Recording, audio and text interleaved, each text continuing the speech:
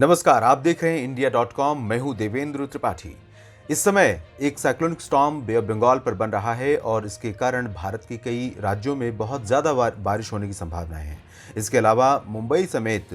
आसपास के कई शहरों पर बारिश ऑलरेडी हो रही है और बारिश की ये जो इंटेंसिटी है, बारिश की जो एक्टिविटी है, पिछले 24 घंटों से शुरू हुई है वेस्टर्न घाट पर, खासतौर पर महाराष्ट्र के तटों और इससे सटे गुजरात की कोस्टल सिटीज़ में। तो अगले जो 24 घंटे हैं, बेसिकली मैं आज से लेकर अगले 24 घंटे यानी 2 दिसंबर की दोपहर तक की बात करूं तो न सिर्फ महाराष्ट्र के तटीय शहरों में बल्कि गुजरात के कई, सौराष्ट्र और जो पूर्वी रीजन है, इन भागों में कई शहरों में बारिश की संभावनाएं हैं। यहाँ पर तस्वीरों में आप देख सकते हैं, ये सैटेलाइट क्लाउड्स हैं और ये राजस्थान के ऊपर तक बने हुए हैं। ये बहुत ज़बरदस्त क्लाउडिंग है इस समय और इन्हें आप कह सकते हैं लो क्लाउड, जिनसे कि बारिश की संभावनाएं काफ़ी ज़्यादा होती हैं और इसमें भी जो ज़्यादा इंटेंसिटी या ज़्यादा एक्टिविटी की संभावना है वो मैं कहूँ अगर कि मेनली गुजरात और महाराष्ट्र पर है, तो इसमें कोई दो राय नहीं। आप देखेंगे कि इस समय की जो गतिविधियां हैं, इसी तरह की गतिविधियां यहाँ पर देखने को मिलेंगी। गुजरात में सौराष्ट्र का जो रीजन है उसमें राजकोट, सोमनाथ, वेरावल और दमन दीव में पिछले 24 घंटों में बारिश रिकॉर्ड की गई है और दादरा नगर हवेली में भी बारिश हुई है। साथ ही साथ मुंबई, उसके उत्तर में अगर हम आगे बढ़ेंगे तो ठाणे, कल्याण, ये जो सेंट्रल पार्ट्स है और इसके बाद हम वेस्टर्न की तरफ जाएंगे, यानी कि जो वेस्टर्न लाइन है मुंबई के आसपास की, इन भागों में कई जगहों पर बारिश हो रही है और आज से लेकर अगले 24 घंटों तक यहाँ पर बारिश हो सकती है। काफ़ी एक्टिव वेदर सिस्टम है, अरेबियन सी में बना हुआ है और ये क्लाउड को लगातार मॉइस्चर को पुश कर रहा है आगे की तरफ और इसी वजह से ये जो क्लाउडिंग आप देख रहे हैं,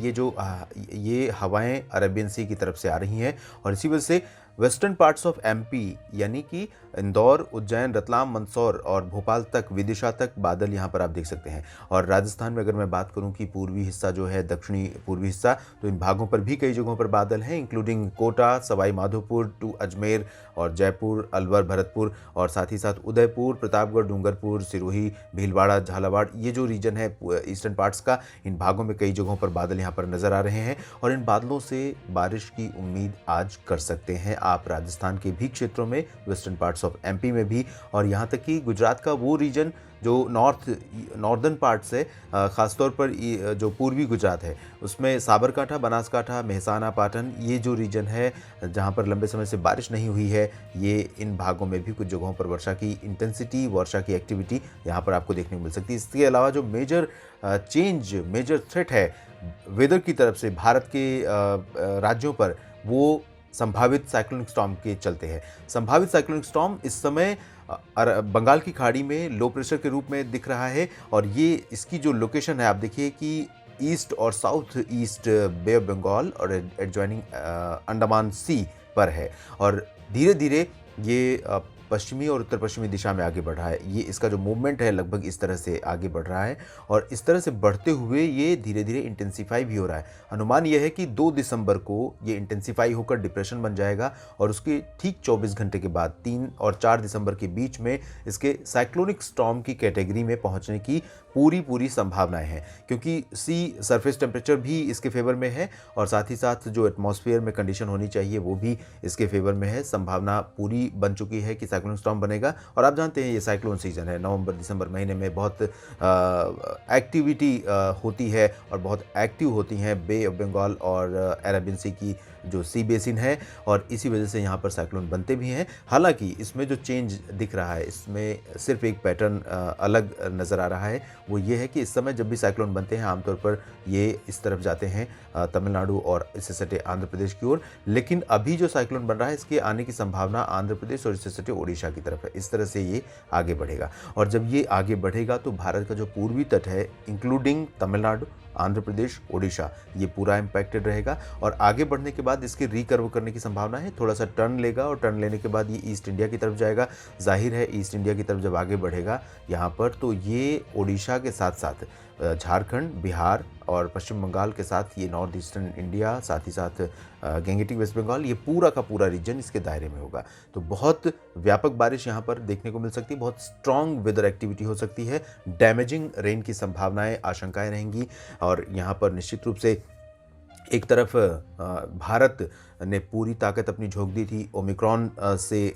निपटने के लिए या बॉर्डर के पार उसे रोके रखने के लिए, ताकि देश में अगर वो प्रवेश ना कर पाए ये नया वेरिएंट कोरोना का, तो उसके लिए पूरी मशीनरी को एकजुट होना पड़ा था। लेकिन अब ये जो ईस्टर्न फ्रंट है देश का, इस पर निश्चित रूप से राहत एजेंसियों को, सरकारी मशीनरी को फिर से थोड़ा सा एक्टिव होना पड़ेगा और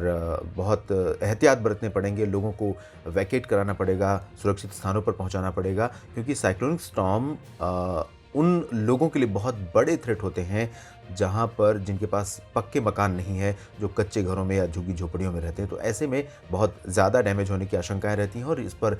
ओडिशा, उत्तरी आंध्र प्रदेश, छत्तीसगढ़ के कुछ हिस्से, पश्चिम बंगाल के कुछ इलाके, पश्चिम बंगाल में कोलकाता और ओडिशा में अगर मैं बात करूं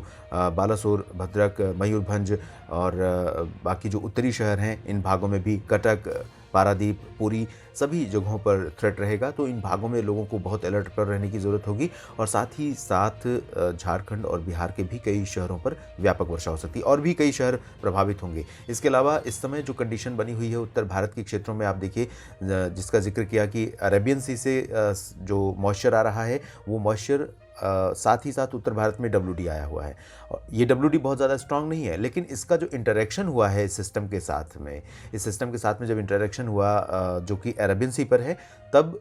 ज़्यादा मॉइस्चर यहाँ पर इकट्ठा हुआ है और इसी के कारण पंजाब, हरियाणा, दिल्ली और वेस्ट यूपी के साथ साथ उत्तर भारत का जो हिली स्टेट्स हैं, इन भागों पर भी कई राज्य ऐसे हैं जहाँ पर, कई शहर ऐसे हैं जहाँ पर बहुत इंटेंस क्लाउडिंग इस समय हो चुकी है। तो इन बादलों के कारण उम्मीद कर सकते हैं आप कि कुछ पहाड़ों पर बारिश होगी, मैदानी इलाकों में भी कहीं कहीं पर बारिश आज और कल हो सकती है 1 और 2 दिसंबर को। और ये जो एक्टिविटी होगी ये इसमें थोड़ा सा ब्रेक आएगा, ब्रेक के बाद फिर से 5 और 6 दिसंबर को उत्तर भारत के पहाड़ों पर और मैदानी इलाकों में फिर से मौसम करवट लेगा, बारिश होगी। यानी कि सर्दी का महीना, सर्दी का मौसम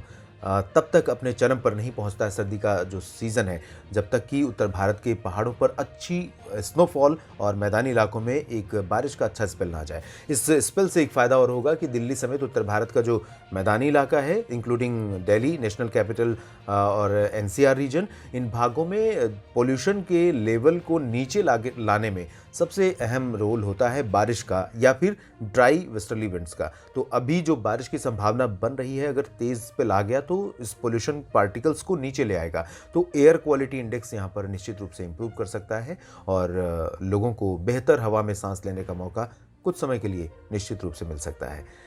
इस वीडियो में अभी इतना ही। आप बने रहिएगा India.com के साथ और अगर अभी तक आपने सब्सक्राइब नहीं किया है तो चैनल को ज़रूर सब्सक्राइब कीजिए for more weather and other related news and stories. Thank you, धन्यवाद।